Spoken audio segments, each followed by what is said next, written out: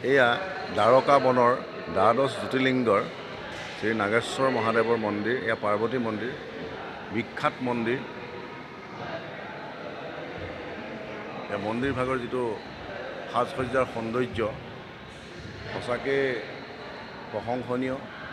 আৰু এনেকৈ এই মন্দিৰ দৰ্শনটো সঁচাকৈ ভগৱানৰ কৃপা বুলি ক'ব লাগিব, যিহেতু এনেকৈ দ্বাৰকা বনৰ এই মন্দিৰ দৰ্শনটো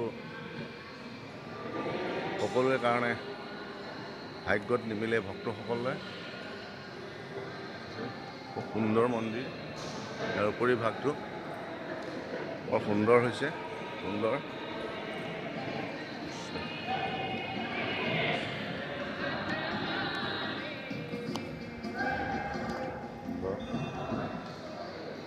ইয়াত সেৱা কৰিলে সেই আমাক একোটা একোটা তিলক দিছে আৰু আমি তিলক লৈছোঁ তিয়নি দি। আৰু ইয়াৰ পৰা আজি সোমবাৰ, বিশেষকৈ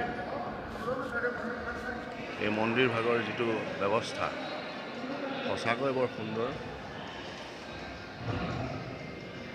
সুন্দৰ। এনেকৈ মন্দিৰ দৰ্শন সকলোৰে ভাগ্যত নিমিলে।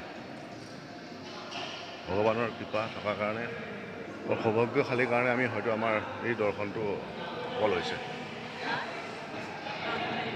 কৃষ্ণ।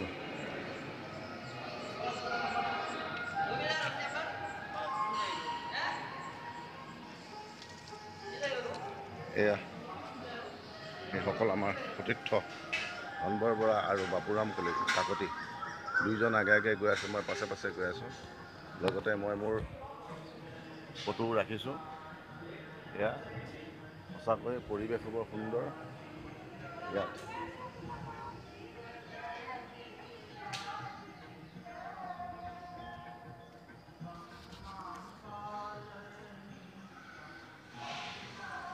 উচ্চ উচ্চ